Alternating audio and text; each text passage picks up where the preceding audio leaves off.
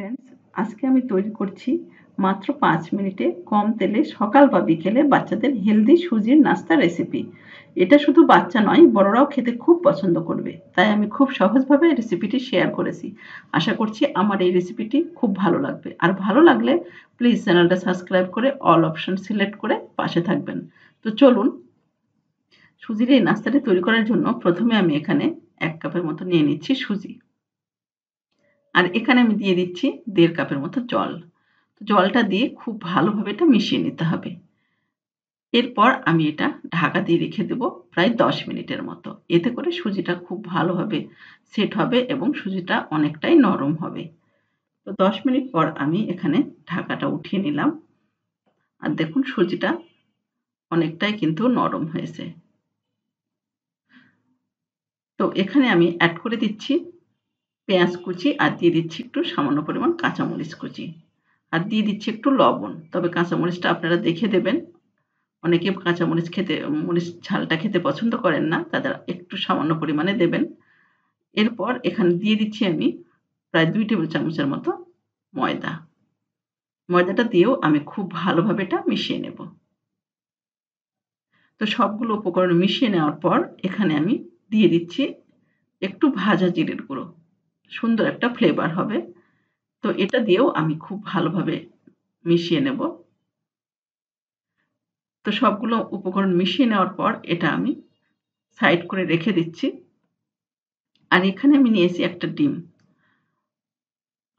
আপনারা চাইলে কিন্তু এখানে ২ টো কিংবা ৩ টে দিয়েও তৈরি করে নিতে পারেন।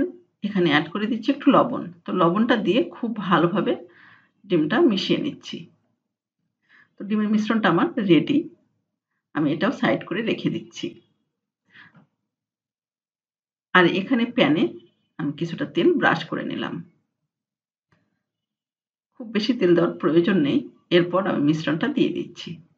দিয়ে চারপাশটা খুব ভালোভাবে ছড়িয়ে দিতে হবে। এক পাশটা আমি প্রায় মিনিট ২ এর মতো একটু ভেজে নেব।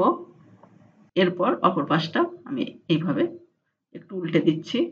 তো এই পাশটায় আমি এখন ডিমটা দিয়ে দিচ্ছি। দিয়ে ডিমটা খুব ভালোভাবে উপরে মিশিয়ে দিচ্ছি। তো খুব ভালোভাবে ডিমটা ছড়িয়ে দেওয়ার পর আমি অপর পাশটাও ঠিক এইভাবে ডিম ছড়িয়ে নিচ্ছি।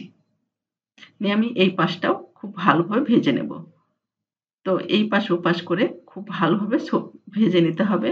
তো আপনারা যদি একটু মুচমুচে খেতে চান তাহলে কিন্তু হালকা একটু তেল দিয়ে ভেজে নিতে হবে। এতে করে কিন্তু এটা অনেকটাই মুচমুচে হবে। খেতে আরো বেশি ভালো লাগবে। তো সব এই পাশ ওপাশ করে ভেজে নেওয়ার পর আমার কিন্তু নাস্তাটা হয়ে গেছে। আমি সুন্দরভাবে ফোল্ডিং করে নিচ্ছি। তো দেখুন, আমার কিন্তু নাস্তাটা রেডি। আমি ঠিক এইভাবে আরো একটি তৈরি করে দেখাচ্ছি। আর এটা খেতে কিন্তু বাচ্চারা খুব পছন্দ করবে। আমি আরো একটা তৈরি করে নিচ্ছি। এক পাশটা হয়ে গেল, আমি অপর পাশটাও ঠিক এইভাবে দিলাম। দেওয়ার পর ডিমটা চারপাশটায় ছড়িয়ে দিলাম। তো এই পাশ ওপাশ করে ভেজে নিলাম। এরপর আমি ফোল্ডিং করে নিচ্ছি। তো আশা করছি আমার এই সহজ রেসিপিটি আপনাদের খুবই ভালো লেগেছে। আর আপনারা অবশ্যই এইভাবে ট্রাই করবেন। রেসিপিটি কেমন লাগলো আমাকে অবশ্যই জানাবেন। আশা করছি আমার এই সহজ রেসিপিটি ভালো লেগেছে। আর ভালো লাগলে লাইক, কমেন্ট এবং শেয়ার করবেন। তো আজ এ পর্যন্তই। ভালো থাকবেন এবং সুস্থ থাকবেন।